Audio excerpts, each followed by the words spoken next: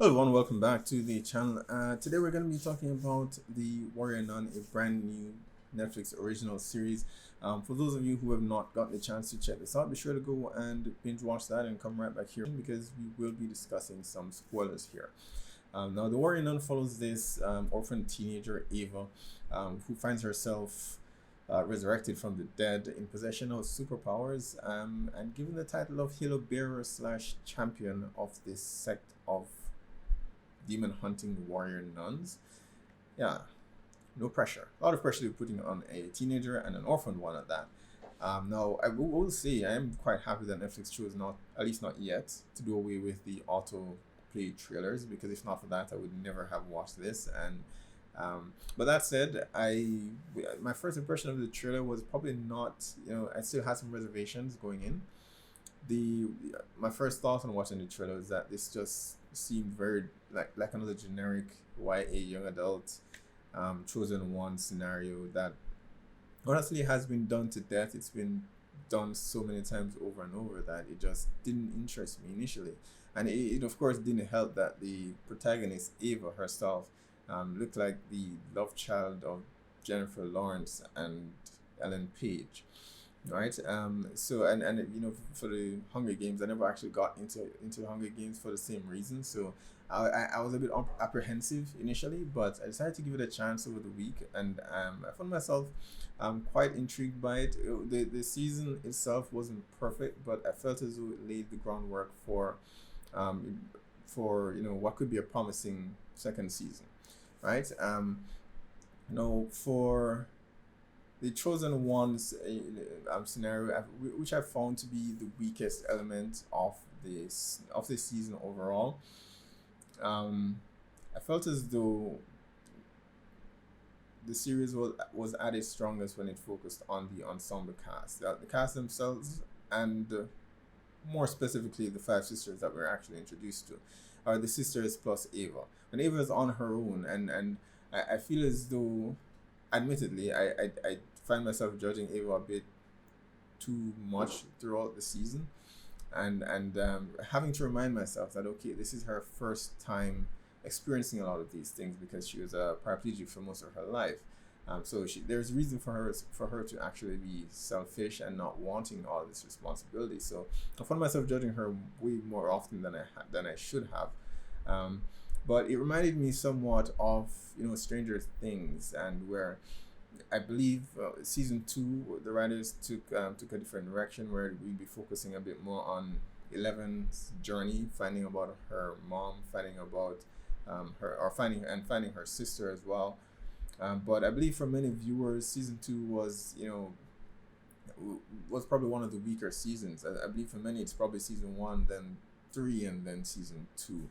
And it's not so much to take away from 11 so much as it is having that group of characters that have different personalities, and oftentimes it's the banter and the interaction between 11 and the others, with that, within that group itself, it's hard pressed for you to it's hard for you to not find someone that you can actually relate to. So I find that these series, that Stranger Things itself, and the Warrior Nun by extension, is at its strongest when the ensemble cast, when these characters are all together, rather than focusing on this specific hero that's the only one that can save us from evil. You know, so with that, my favorite moments in the series itself, and I'll touch on that a bit later on as well, is probably the interactions between Lilith and Shotgun Mary. So and then Beatrice and Ava. So it's when these interactions are taking place that I find that the series is definitely at its best. And if I had any recommendations for season two, it would be to, and this is by no means an original idea as well, but something similar to what happens in Shazam, where he's able to imbue some of his power to those he considers his family. So I don't know, perhaps something to where the the halo itself gets broken into shards, and they each get they're each embedded into the five sisters, and it would somewhat lessen Ava's power but amplifies their unique their individual abilities to some extent. So it would be, I guess it would be a bit closer to like Charmed in some way. um But if I had any recommendation, that would definitely be it. I feel as though while Ava is a strong character, and I feel the actress herself did a fantastic job just expressing those first experiences to us. You know, the first time she walks, first time she runs on a beach, the first time she kisses a boy, you know, all of those things. She did a fantastic job portraying that.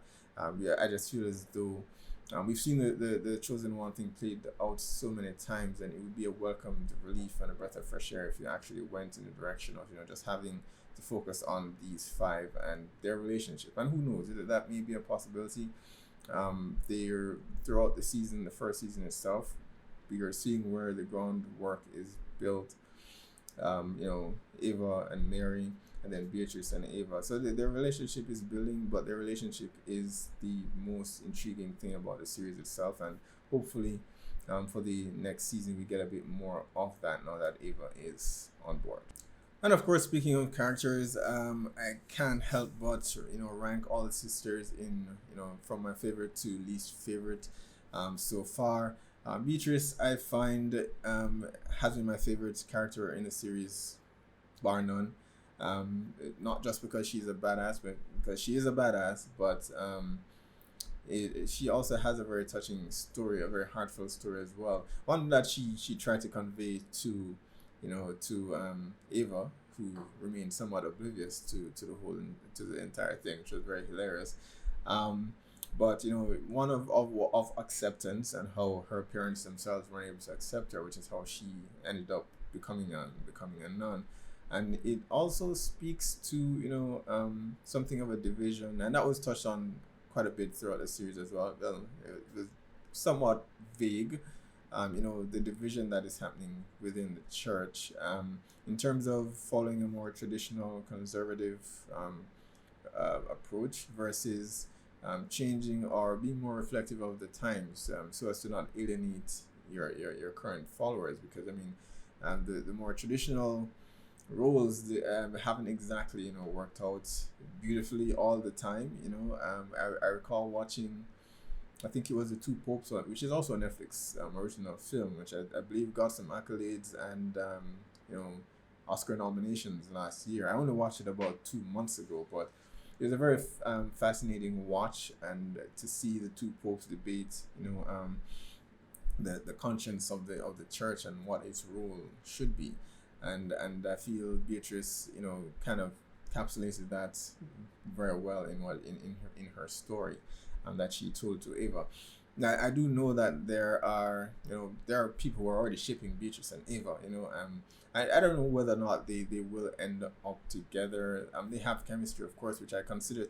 I think they have far more chemistry than Ava does with JC. I think his character's name is. I think he was integral for, you know, her first experiences into the world, but not so much defined by it.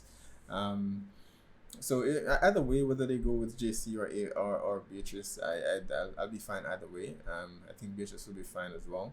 But it was very interesting, and Beatrice, I absolutely love her character, and that action sequence that she was in the hallway, when she broke in to steal to steal the, I think, the armor plate, or was it a shield? I think it was a shield. I think it was a shield. It was just fantastic. It was just very well choreographed, and I was just blown away by it. So I absolutely love Beatrice. She's definitely my number one. Number two on the list would have to be Shotgun Mary, and I will say that initially, I thought it was going to be a case of the angry black woman character in this series, but I was happily proven wrong. You know, as I continue to watch the series, I realized that okay, she was in a relationship with, I think, Shannon, the Halo bearer before Ava. And so as a result of that, she was mourning, she was angry, she was lashing out at anyone who got in the way of her investigating Shannon's death. And later on, you got to see that in some ways she's sort of the conscience of the group, you know, in an odd way. I would have never thought, because she's the hothead over character. I would never have guessed that she would have been the one to convince Ava that okay, this is the right thing to do. But it speaks back to what I mentioned before about these different characters bringing their own personality and their own experiences together that makes this series work so well.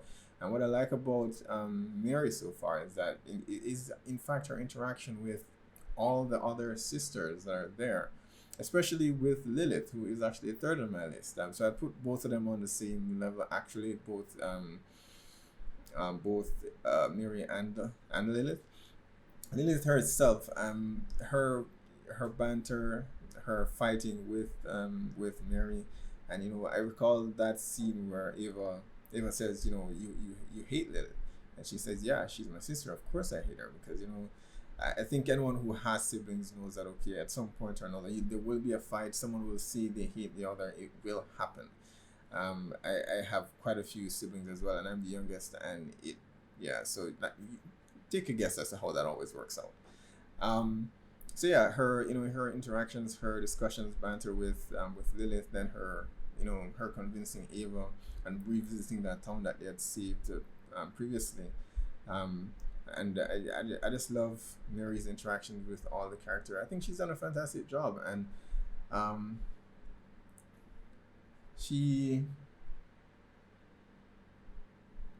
I wish we had more. We got to see a bit more of her relationship with Shannon before Shannon's passing, and who knows? Perhaps in the second season we'll be able to revisit some of that. But Mary herself, I believe she said she didn't necessarily take all the vows. It was just it was sort of a negotiation with the father, and it again, it comes back to the conversation as to not alienating followers, and having this test of perfection that every single person must fit, otherwise they're an outcast. And because of that, Father Vincent was integral in the development of the characters, and as a result, I never saw that twist that came at the end. And going back to Lilith, the character I thought I would actually hate. We've seen that character represented numerous times, whether it's in film or TV. That character who feels as though they deserve power, that it is their birthright to actually wield that power. And they're often very poised and have this smug belief that okay, they're better than everyone else, and everyone else is beneath them. So I went in thinking that okay, our first introduction to Lilith, where she says, Mary doesn't belong there, and then you follow their relationship later on, and you see their interactions and how they fight, but then you learn that okay, Mary taught Lilith how to shoot, and they used to practice together. They used to be good friends until Lilith's family said, okay, you are going to be the next Halo bearer, and so that placed a huge responsibility on her shoulders, and she felt she had to, and so they grew apart. But then her sacrifice, when they actually called up to Ava and the demon, whose name I'm blank, the huge demon with the horns, and she sacrificed herself to actually save Ava, and that was the moment I felt okay, maybe I judged her a bit too much. But that said, given that she's back from the dead, there's a question as whether or not she's on the side of the good, or she's on the side of good or evil at this point. But as far as we can tell, we won't know until season 2 how that plays out. But from our introduction to the character so far, she definitely flipped and became one of my favorite characters. Not so much on her own, but I would put her, as I said, I'd put her and Mary on as my number 2, because both of them together are just electrifying. They're just it's funny, it's hilarious. They fight in the way siblings do, and I just love their interactions there. After Beatrice, Mary, and Lilith, I guess that then comes Ava, who she's the protagonist, and although she's 4th on the list, but Ava's personality herself, as I mentioned before, she's having these experiences for the first time, and I guess because of that, she doesn't necessarily have a lot to add to the conversation just yet. But I believe as the show progresses, she will definitely move up the list, and some of the funnier moments in the series, she has definitely been there and been a part of that. So I think as time passes and she becomes her own character, and I recall the conversation she had with one of the guys, one of the women that was with JC, uh, staying in houses for however long, the one who helped her fit that dress for the party, and she said to her that she's never had to figure out, you know, who she is, what she wears, what her style is. And it was at that point that I realized that okay, I'm misjudging Ava's character. It's that this character is a blank slate. She doesn't know who she is yet, and so the audience isn't meant to know who she is yet. And so I think at the moment she's at the number 4 spot for me personally. But I think as time goes on, as she becomes more, as she learns who she is and becomes her own, then I think she will definitely move up that list a bit. And of course, finally will be Sister Camilla, who we didn't get a whole lot of, unfortunately. Every moment that that Camilla was on screen was a moment where you laugh.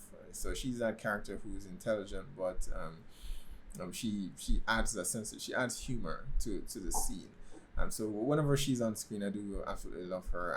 Hopefully she does get a bit more a bit more screen time in the next season. Now we spoke earlier on about division in the in the church and the ongoing debate between science and faith. And if like me you're a fan of Dan Brown novels, that means you're no stranger to this element of storytelling. The Da Vinci Code, the Angels and Demons, Origin, and I think specifically the Lost Symbol all had these elements in it. And I'm a huge fan of Dan Brown, so and a bit of a history nut. So the bits that we got about the Vatican and the politics involved with that, I found the most fascinating, and the most promising for this series overall. The discussion between Dr. Julian Salvius, if I'm pronouncing that correctly, and Cardinal Duretti.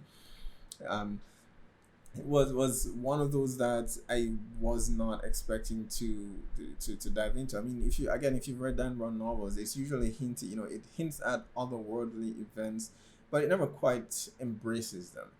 This series, because it's supernatural, it's allowed to take that next step, and so Dr. Salvius creates this portal to what she believes to be heaven. I don't think at any point, I'm not sure how she's devised whether or not. I believe in a scene she did say that she did a scan and it showed that there's no sign of death on the other side or something to that effect. But I don't believe she has any sure way of knowing that, and she wholeheartedly believes that she's doing the right thing, that and that she's creating a portal to this other realm where there will be no suffering, there will be no death. And this of course is driven by her desire to actually save her son. But there's a good saying, all good deeds, and the road to hell is paved with good intentions. And I'm glad that the series kind of plays with that a bit, and you don't know whether or not she's in the right. She's clearly doing it for selfish reasons, but if this turns out to be not what she thinks it is, then she would have caused some cataclysmic event that could cause even more suffering.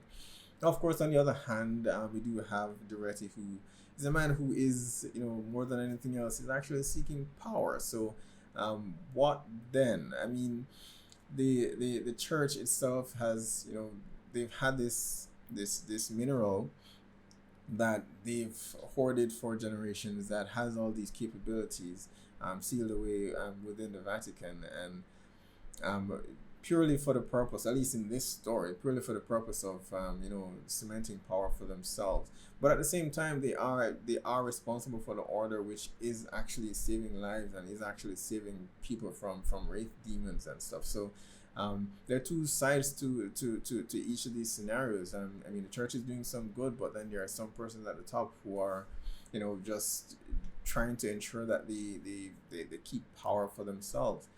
So Duretti is doing things for selfish reasons. Dr. Salvis is also doing things for selfish reasons. But at the end of the day, the work that they do actually does a lot of good, and we see that happen a lot it's very telling because it's very real. It's something that we do see happening today.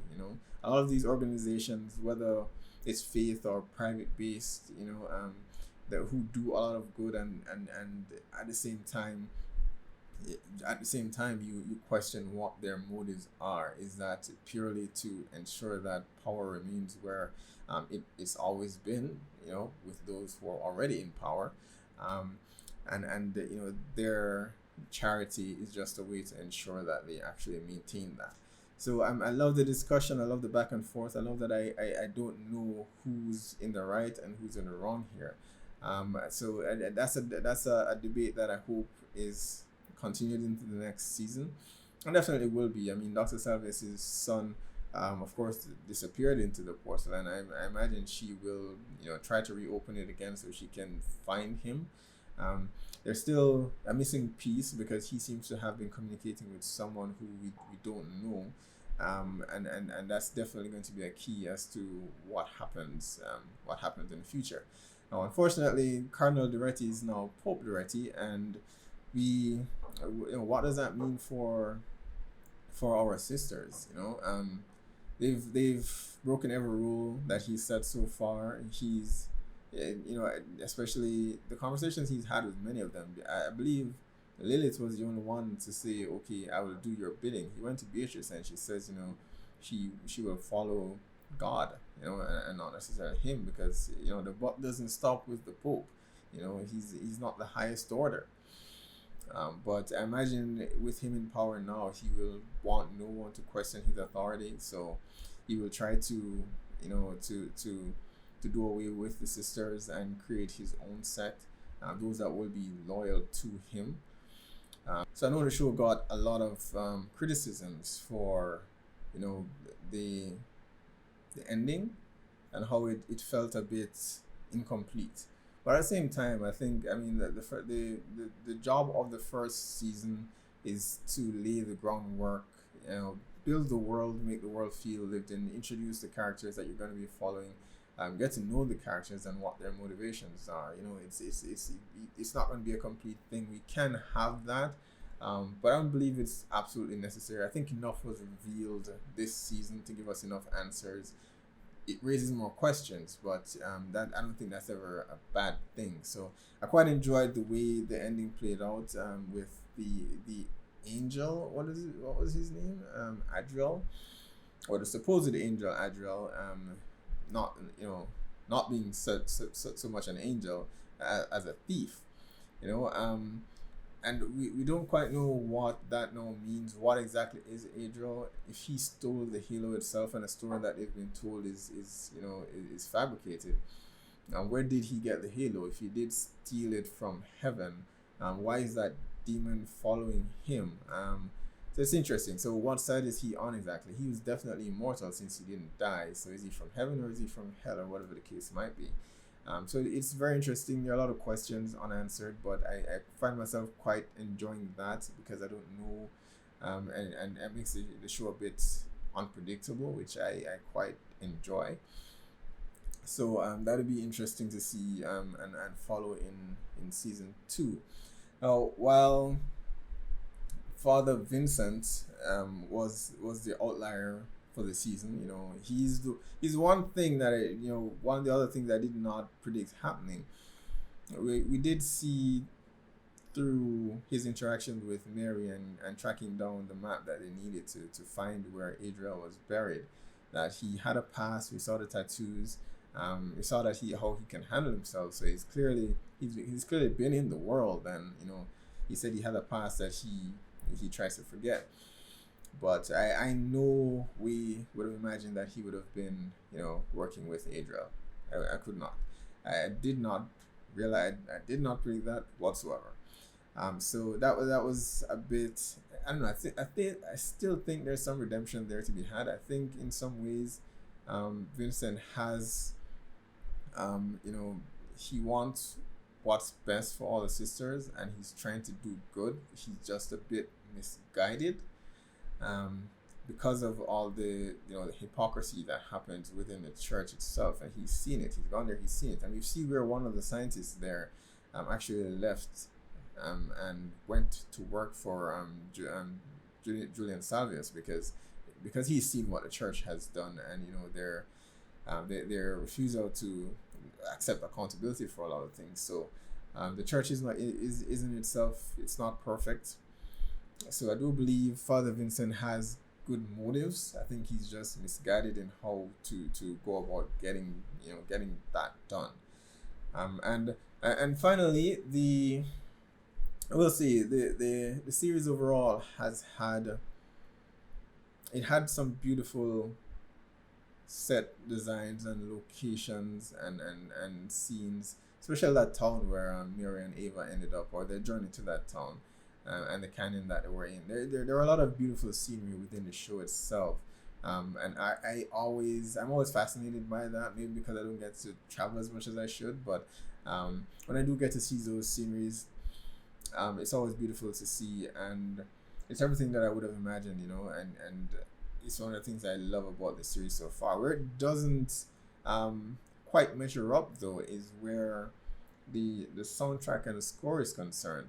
Having watched the trailer for it, you know, one of the things that I loved about the trailer was actually the soundtrack.